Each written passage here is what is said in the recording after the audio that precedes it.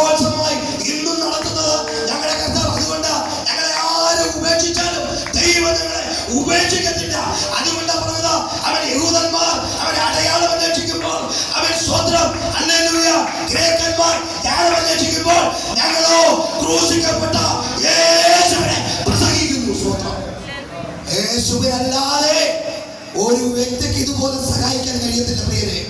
കഷ്ടപ്പാടുകളും കഷ്ടതകളും ഞങ്ങളുടെ ജീവിതത്തിൽ മാറി മാറി വന്നെങ്കിലും ഇന്നത്തെ പകലിൽ ഞാൻ പറയട്ടെ, ഇതിന്റെ സാക്ഷ്യമായിട്ട് നിങ്ങൾ മനസ്സിലാക്കുക, യേശു ക്രിസ്തുവിനെ പിൻപറ്റിയ ആരെയും അവൻ ഒരിക്കലും ഉപേക്ഷിക്കത്തില്ല.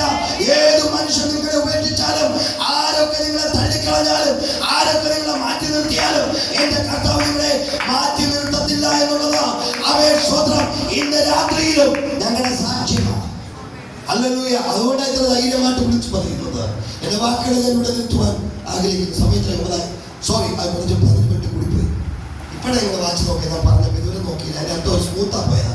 അപ്പോൾ മനസ്സിലാക്കുക, ആമേൻ, സ്തോത്രം.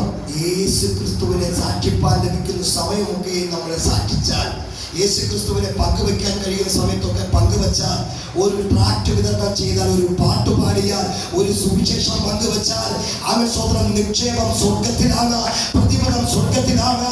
ഹല്ലേലൂയ, സ്തോത്രം. ദൈവം ഓർക്കുന്ന ദൈവമാണ്. രോഗയും കുടുംബത്തെയും അതിനോടൊപ്പമുള്ള ജീവജാലങ്ങളെയും ഓർത്ത ദൈവം എന്നെയും നിങ്ങളെയും ഓർക്കാതിരിക്കുമോ? ഇന്ന് രാത്രിയിൽ നമ്മളെ ഓർക്കുന്ന ദൈവം. ഹല്ലേലൂയ. ഇന്ന് രാത്രിയിൽ ഇവിടെ നമ്മുടെ മധ്യത്തിലും അവന്റെ സാന്നിധ്യമുണ്ടെന്ന് വിശ്വസിക്കുന്നവർ കരങ്ങളെ ഉയർത്തി ദൈവത്തിന് സ്തോത്രം ചെയ്താട്ടെ. അതുകൊണ്ട് ഒന്നുകൂടെ പറയാം, ഗുരുജനങ്ങൾ 1:18 വായിക്കുന്ന ഒരു കാര്യമുണ്ട്. സ്തോത്രം. അതോടെ ഞാൻ വാക്കുകൾ നിർത്തും, പ്രസംഗിക്കുന്നില്ല. അപ്പൊ നശിച്ചു പോകുന്നവർക്ക് ക്രൂശിന്റെ വചനം നശിച്ചു പോകുന്നവർക്ക് ഭോഷത്വമെങ്കിലും രക്ഷിക്കപ്പെടുന്ന നമുക്കോ. അപ്പോൾ ഇത് ഭോഷത്വം എന്ന് പലരും പറയും, ഇന്നും പറയുന്നുണ്ട്. അവർക്ക് ഇത് ഭോഷത്വമെങ്കിലും വിശ്വസിച്ച നമുക്കും വിശ്വസിക്കുന്നവർക്കും ഇത് ദൈവശക്തി. സ്തോത്രം. അവന് പാപമോചനം സൗജന്യം. പാപമോചനം നടത്തുവാൻ ഈ ലോകത്തിലെ ഒരു വ്യക്തിക്കും പറ്റത്തില്ല. കാരണം സകല സൃഷ്ടിയും അവൻ ദൈവത്തോട് പാപം ചെയ്ത് ദൈവതേജസ്സ് നഷ്ടപ്പെടുത്തി ദൈവസന്നിധി വിട്ടു പോയവനാ അവൻ. സ്തോത്രം. അത് ജാതി വർഗ വർണ്ണഭേദമന്യേ സകല മനുഷ്യരും അവൻ. സ്തോത്രം. ഹല്ലേലൂയ.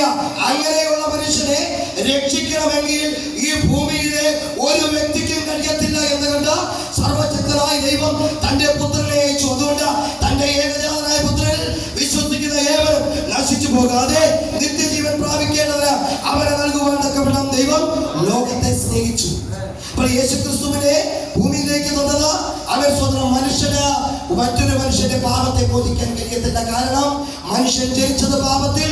സങ്കീർത്തനക്കാരൻ എന്താ പറയുന്നത്? പാപത്തിൽ എന്റെ അമ്മ എന്നെ ഗർഭം ധരിച്ചു, അന്തരംഗത്തിലെ സത്യമല്ലോ നീ ഏറ്റിക്കുന്നത്. സ്തോത്രം. അങ്ങനെയെങ്കിൽ സ്തോത്രം, സകല മനുഷ്യനും പാപി. അങ്ങനെയെങ്കിൽ പാപത്തിൽ നിന്ന് വീണ്ടെടുക്കണ്ടയോ? യേശു ക്രിസ്തു ചെയ്ത ത്യാഗമാ ക്രൂസിലെ കാൽവരിയിലെ മരണം. അവൻ യേശു ക്രിസ്തു കാൽവരിയിൽ അവൻ സ്വന്തം 2 കൈ വിരിച്ച് അവൻ കിടക്കുമ്പോൾ, അല്ലെങ്കിൽ ഒരു കാര്യം മനസ്സിലാക്കുക, 3 ആടുകൾ തൂങ്ങി നിൽക്കുമ്പോൾ ഒരു കാര്യം മനസ്സിലാക്കുക, ലോകത്തിലെ ഒരു യാഗത്തിനും ഒരു രക്തത്തിനും ബൈബിൾ പറയുന്നത് ആദ്യ രക്തമാകട്ടെ, ആടിന്റെ രക്തമാകട്ടെ, മനുഷ്യന്റെ രക്തമാകട്ടെ, ഒന്നിനും മനുഷ്യന്റെ പാപത്തെ മോചിക്കാൻ കഴിയില്ല. അതുകൊണ്ട് സർവശക്തനായ യേശു ക്രിസ്തു സകല മനുഷ്യർക്കും വേണ്ടി പാപ പരിഹാരകനായി തീർന്നു. മനുഷ്യന് പരിഹരിക്കാൻ പറ്റാത്തത് യേശു ക്രിസ്തു ക്രൂശിൽ ചെയ്തു. ആ യേശു ക്രിസ്തുവിന്റെ രക്തം സകല പാപവും നോക്കി നമ്മെ ശുദ്ധീകരിക്കും. ഇത്രയും പറയണ്ടായോ? ഇതല്ലേ സുവിശേഷത്തിന്റെ പൂർത്തീകരണം. അപ്പോൾ അവൻ സ്വന്തം സകല മനുഷ്യന്റെയും പാപത്തെ എങ്ങനെ അവൻ മോചിക്കപ്പെട്ടത്? യേശു ക്രിസ്തുവിന്റെ കാൽവരി രക്തത്താൽ സകല പാപവും പോക്കി ആ രക്തം ശുദ്ധീകരിച്ചു. അവിടെ കൊണ്ട് അവസാനിക്കുന്നില്ല. ഈ വചനം കേൾവിയിലൂടെ നാം ശുദ്ധീകരിക്കപ്പെടുകയല്ലേ അവൻ. സ്വത്രം. അങ്ങനെയെങ്കിൽ ഇന്ന് രാത്രിയിൽ യേശു ക്രിസ്തുവിലൂടെ അല്ലാതെ ഈ ലോകത്തിൽ ഒരു രക്ഷകനില്ല, ഒരു രക്ഷയില്ല. യേശു ക്രിസ്തുവാണ് സകല മനുഷ്യനെ രക്ഷകൻ. അതുകൊണ്ട് മറ്റൊരുത്തരിലും രക്ഷയില്ല. നാം രക്ഷിക്കപ്പെടുവാൻ ആകാശത്തിന് കീഴിൽ മനുഷ്യരുടെ നൽകപ്പെട്ട പേര് നാമല്ല എന്ന് പറഞ്ഞുകൊണ്ട് എന്റെ വാക്കുകളെ ചുരുക്കുന്ന ഇത്രത്തോളം സമയം എന്നെ കേട്ടുകൊണ്ടിരുന്ന ദൈവമക്കളെ, നിങ്ങൾ ഒത്തിരി വചനം കേട്ടിട്ടുണ്ട്, ഈ സാക്ഷ്യം കേട്ടില്ലല്ലോ. അതുകൊണ്ട് പറഞ്ഞത് സ്തോത്രം. വചനം കേട്ടാൽ നിങ്ങൾ ഉറങ്ങും, സാക്ഷ്യം കേട്ടാൽ ഉറങ്ങത്തില്ല. എല്ലാം ഇങ്ങനെ ചാടിച്ചാടി. അതുകൊണ്ട് സാക്ഷ്യം പറഞ്ഞ് അല്ലെങ്കിൽ ഞങ്ങൾ ജീവിക്കുന്നത് ക്രിസ്തുവില അന്ന് നിങ്ങളെ ഒരിക്കൽ കൂടെ ബോധ്യപ്പെടുത്തുവാൻ ഇന്ന് രാത്രി ദൈവം നിങ്ങളെ സഹായിച്ചു. എൻ്റെ സ്നേഹിതൻ ഷൈജു എന്നോടൊപ്പം ദൈവവചനം പഠിക്കാൻ വരുമ്പോൾ 17 വയസ്സ് കഴിഞ്ഞു. അന്ന് എനിക്ക് 36 വയസ്സ്.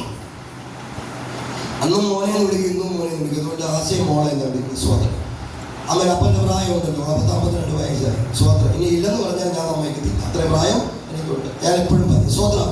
അന്ന് കണ്ട സ്നേഹം ഇന്നും ഉണ്ട്, ഇന്നും ആ സ്നേഹം തരുന്നുണ്ട്. പ്രത്യേകിച്ച് സുജിപ്പാസന് എൻ്റെ നന്ദി അറിയിക്കുകയാണ് സഭ. അവൻ ഇങ്ങനൊരു അവസരം നിങ്ങളുടെ ഒരുക്കി തന്നല്ലോ.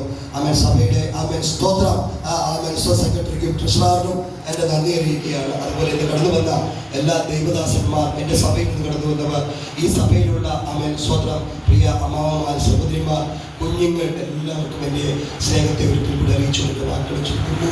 ദൈവം അനുഗ്രഹിക്കുക.